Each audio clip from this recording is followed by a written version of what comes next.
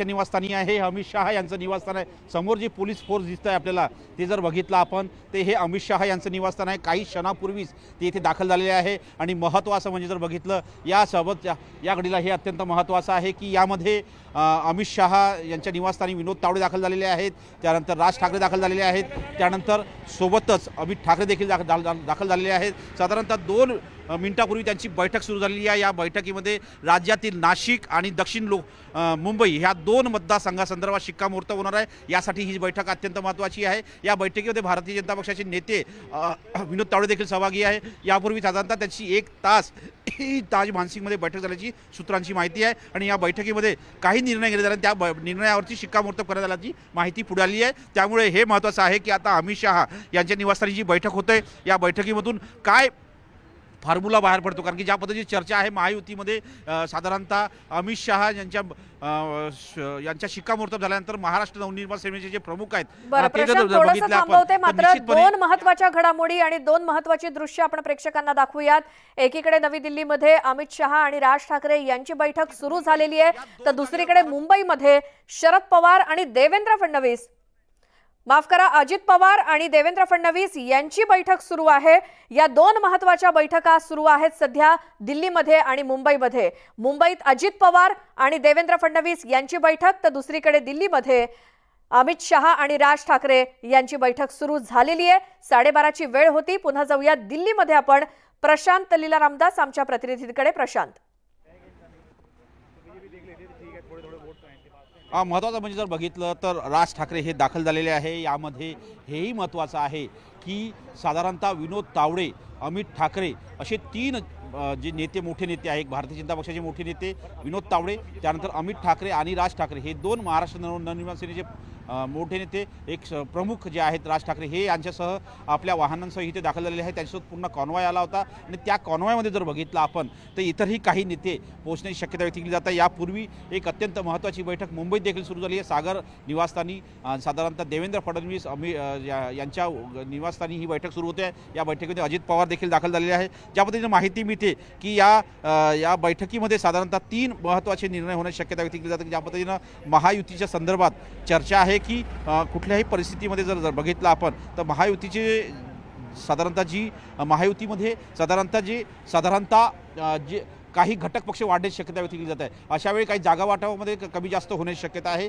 2 जागा सध्या महाराष्ट्र नवनिर्माण सेनेच्या वतीने मागण्यात आलेल्या आहे, नाशिकची आणि दक्षिण मुंबईची। या दोन्ही जागेवरती महाराष्ट्र नवनिर्माण सेनेचे प्रमुख जे आहेत राज ठाकरे यांनी दावा ठोकलेला आहे। या दोन्ही जागा दिल्या तर आम्हाला निश्चितपणे महायुतीमध्ये सहभागी होण्यात आनंद होईल, अशा प्रकारचे स्पष्ट संकेत विनोद तावडे यांच्या बैठकीत दिल्याची माहिती पुढे आली। त्यामुळे आता या बैठकीनंतर जेव्हा अमित शहा यांच्या निवासस्थानातून बाहेर पडतील तेव्हा हे पाहावं लागेल की यातून काय हातात येतं।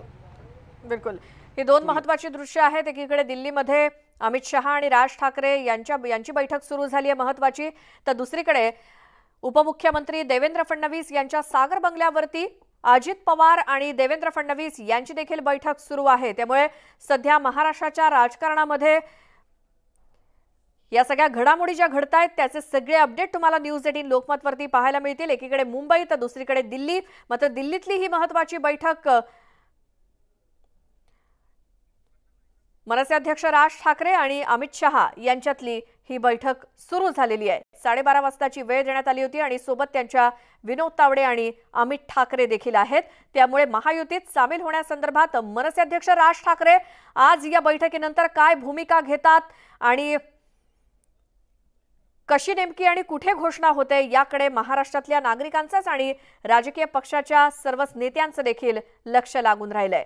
पुन्हा जाऊयात आमचे प्रतिनिधी प्रशांत लीला रामदास यांच्याकडे, जे काल रात्रीपासून जेव्हापासून मनसे अध्यक्ष राज ठाकरे दिल्लीमध्ये दाखल झालेत तेव्हापासून सगळ्या घडामोडींकडे लक्ष ठेवून आहेत। प्रशांत, अमित पांडे होता एक, अमित पांडे कुठेला माहित ना बा?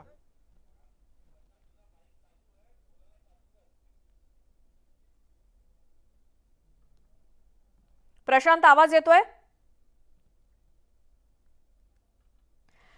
काल रात्रीच आणि या घडीला जर बघितलं आपण तर हे अत्यंत महत्त्वाचं आहे की बोला प्रशांत।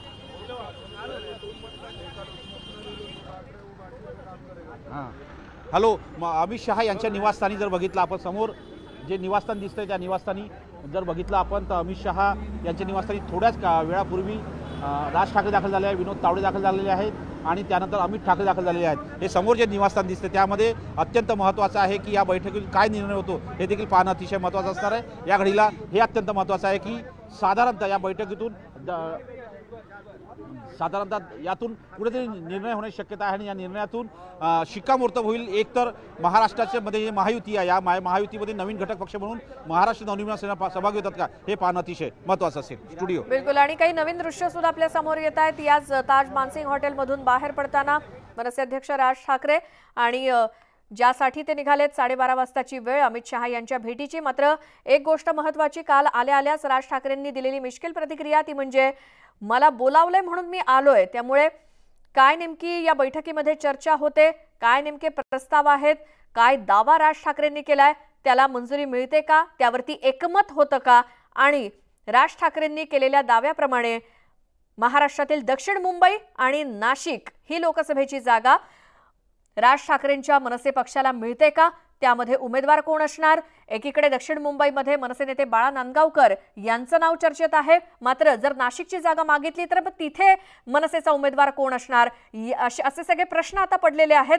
मात्र अमित शहांसोबतच्या या बैठकीनंतर सगळ्याची उत्तरं महाराष्ट्रातल्या जनतेला देखील मिळतील। ज्यावेळी राज ठाकरे घोषणा करतील किंवा कशा पद्धतीने ही घोषणा होते, कधी होते, कोण करणार, या संदर्भात सुद्धा प्रश्नचिन्ह आहेतच। मात्र त्याआधी ही महत्त्वाची बैठक झाल्याशिवाय कोणत्याही प्रश्नांची उत्तरं मिळणार नाहीत। आधी प्राथमिक चर्चा ही विनोद तावडे जे भाजपचे सरचिटणीस आहेत त्यांच्यासोबत मनसे अध्यक्ष राज ठाकरे यांची झाली सुमारे 1 तास याच दिल्लीतल्या हॉटेलमध्ये, आणि मग आता अमित शहा यांच्या भेटीसाठी सगळेच जण रवाना झाले। दुसरी मुंबईतली दृश्य आहेत, उपमुख्यमंत्री देवेंद्र फडणवीस यांच्या सागर बंगल्यावरती एक महत्त्वाची बैठक होती आणि या बैठकीसाठी उपमुख्यमंत्री अजित पवार हे देखील सागर बंगल्यावरती पोहोचलेले आहेत आणि सागर बंगल्यावर आणखी ही महत्त्वाची बैठक होते, कारण महायुतीच्या जागा या देखील घोषित व्हायच्या आहेत किंवा उमेदवारांची नावं त्यांची यादी यायची आहे। दुसरीकडे महाविकास आघाडीची सुद्धा उमेदवारांची नावं घोषित व्हायचं बाकी आहे, त्यामुळे हालचालींना वेग आलाय एकूणच उमेदवारांची नावं घोषित करण्याच्या। मात्र दुसरीकडे ही यादी उमेदवारांच्या नावांची घोषित होण्याआधी दिल्लीमध्ये फार मोठ्या घडामोडी घडतायत। त्यामुळे मनसे अध्यक्ष राज ठाकरे यांच्या दाव्यानुसार जर दक्षिण मुंबईची आणि नाशिकची जागा जर राज ठाकरेंच्या दाव्यानुसार जर मनसेला दिली गेली महायुतीतली जागा, तर मग तिथे नेमके उमेदवार कोण असणार, आणि राज ठाकरेंनी आधी स्पष्ट केल्याप्रमाणे म्हणजेच जर आमचा उमेदवार लढेल तर तो इंजिन या पक्षाच्या निवडणूक चिन्हावरतीच लढेल, आणि ही गोष्ट क्लिअर झाल्यानंतरच मग राज ठाकरे दिल्लीसाठी रवाना झाले आणि दिल्लीत काल रात्री आल्यानंतर आज अमित शहांच्या भेटीसाठी ते रवाना झालेत। या दोन्ही नेत्यांच्या भेटीमध्ये नेमकं आज काय होतं, ज्या 2 जागांसाठी दावा केलाय राज ठाकरेंनी त्यावरती एकमत होतं का, अमित शहांची त्यावरती काय प्रतिक्रिया, आणि त्याचसोबत मनसे पक्ष हा महायुतीमध्ये सामील होण्यासंदर्भात नेमकी काय घोषणा होते, कधी होते, काय त्यावरती निर्णय होतो, कसं एकमत होतंय, या सगळ्या प्रश्नांची उत्तरं आपल्याला काही तासातच मिळतील। ज्या पद्धतीनं मुंबईमध्ये मनसेच्या नेत्यांनी प्रतिक्रिया दिली की जो काही निर्णय असेल तो राज ठाकरे महाराष्ट्राच्या हिताचाच घेतील, आणि कोणीही स्पष्ट बोलत नाहीये, मात्र त्या संदर्भातले संकेत मिळतायत आणि ती घोषणा कदाचित राज ठाकरेच करतील अमित शहांसोबतच्या बैठकीनंतर। मात्र हिंदुत्वाची भूमिका मनसेची आहे आणि याच मुद्द्यावरती RSSनं सुद्धा महायुतीमध्ये मनसे सामील होण्याला हिरवा कंदील किंवा भाजपसोबतच्या युतीला हिरवा कंदील दाखवलेला आहे, आणि एक एक असे ग्रीन सिग्नल मिळत गेल्यानंतर राज ठाकरे आणि अमित शहा यांच्यामधली ही फायनल मीटिंग समजली जाते आणि यानंतरच आता घोषित केलं जाईल की मनसे आणि भाजप यांची महाराष्ट्रामध्ये लोकसभा निवडणुकीसाठी युती होते का। असे अनेक प्रश्न महाराष्ट्रातल्या जनतेला देखील पडलेले आहेत। मात्र काही महायुतीतल्या नेत्यांनी दिलेल्या प्रतिक्रियेनुसार जर मनसे महायुतीमध्ये सामील झाली तर त्याचा फायदा हा लोकसभा, विधानसभा, त्याचसोबत महानगरपालिका निवडणुकीसाठी सुद्धा होईल, आणि दुसरीकडे राज ठाकरे हे एक उत्तम वक्ते आहेत। राज ठाकरे यांचा प्रचारामध्ये सुद्धा एक विशेष ठसा उमटू शकतो त्यांच्या भाषणाचा, त्यांच्या सभांचा, आणि म्हणूनच हा महायुतीसाठी खूप मोठा फायदाच म्हणावा लागेल। आणि जर मनसे पक्ष महायुतीमध्ये सामील झाला तर ताकद वाढणारच आहे, अशी देखील प्रतिक्रिया महायुतीच्या नेत्यांनी दिली। त्यामुळे जर राज ठाकरे यांनी आपला पक्ष महायुतीमध्ये सामील करण्याचा निर्णय घेतला तर मग त्याचा महायुतीला फायदा होईल, अशी प्रतिक्रिया महायुतीच्या काही नेत्यांकडून आली होती। दुसरीकडे मुंबईत सुद्धा उपमुख्यमंत्री देवेंद्र फडणवीस यांच्या सागर बंगल्यावरती बैठक होते आणि अजित पवार हे देखील सागर बंगल्यावरती पोहोचलेले आहेत। याच संदर्भात अधिक माहिती घेऊयात। आमचे प्रतिनिधी तुषार उपणवर आपल्या सोबत आहेत। तुषार, दिल्लीमध्ये घडामोडी घडतायत, दुसरीकडे मुंबईत सुद्धा सागर बंगल्यावर बैठकीला सुरुवात झाली आहे फडणवीस आणि अजित पवार यांच्या, त्याबद्दल काय माहिती? श्वेता, आपण जर पाहिलं असेल तर उपमुख्यमंत्री अजित पवार, आशिष शेलार आणि प्रदेशाध्यक्ष चंद्रशेखर बावनकुळे हे तातडीने उपमुख्यमंत्री देवेंद्र फडणवीस यांच्या सागर या निवासस्थानी दाखल झालेले आहेत। या प्रमुख 4 नेत्यांमध्ये गेल्या अर्धा तासांपासून बंद दारात चर्चा सुरू असल्याचं पाहायला मिळतंय। जेव्हापासून राज ठाकरे दिल्लीमध्ये दाखल झालेले आहेत तेव्हापासून राजकीय घडामोडींना वेग आल्याचं पाहायला मिळतंय आणि त्यामध्ये महायुतीचा तिढा अद्यापही आपल्याला सुटला नसल्याचं पाहायला मिळतंय। कारण की राष्ट्रवादीकडून अधिक एक जागेची मागणी केली जाते, गडचिरोलीची जागा आम्हाला मिळावी यासाठी राष्ट्रवादी आग्रही असल्याचं पाहायला मिळतंय आणि त्यामुळे आज पुन्हा देवेंद्र फडणवीस असेल, अजित पवार असतील किंबहुना एकनाथ शिंदे पुन्हा दिल्लीला जाणार का, हा प्रश्न आहे। अशा पार्श्वभूमीवरती स्वतः प्रदेशाध्यक्ष चंद्रशेखर बावनकुळे, मुंबई भाजप अध्यक्ष आशिष शेलार, देवेंद्र फडणवीस यांच्यासोबत अजित पवार यांची चर्चा सुरू आहे। एकदा राष्ट्रवादीचा जागावाटपाचा तिढा संपला की त्यानंतर आपल्याला शिवसेनेच्या एकनाथ शिंदेच्या जागावाटपाचा तिढा सोडवण्यात येणार आहे। त्यामुळे आपण पाहिलं असेल तर आता अजित पवारांसोबत चर्चा सुरू आहे। अजित पवारांना काही जागा देखील देण्यात आलेल्या आहेत, त्या जागा अजित पवारांनी जाहीर कराव्यात असं देवेंद्र फडणवीसांनी विधान देखील केलेलं आहे। मात्र अजित पवारांकडून एक अधिक जागेची मागणी करण्यात येते, ती म्हणजे गडचिरोली इथली।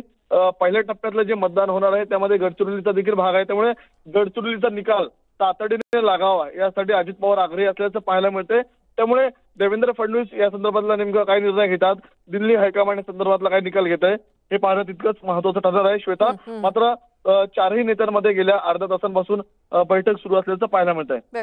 बिलकुल तुषार, धन्यवाद या सगळ्या माहितीसाठी। तर दिल्ली आणि मुंबई या दोन्ही ठिकाणी आपलं लक्ष असेलच काय नेमक्या घडामोडी घडतायत आणि अमित शहा आणि राज ठाकरे यांच्या भेटीनंतरचे देखील अपडेट सर्वात आधी तुम्हाला न्यूज 18 लोकमतवरती पाहायला मिळतील। यासोबतच एक छोटासा ब्रेक घेऊन लगेच परत येतोय, तुम्ही कुठे जाऊ नका, पाहत राहा फक्त न्यूज 18 लोकमत।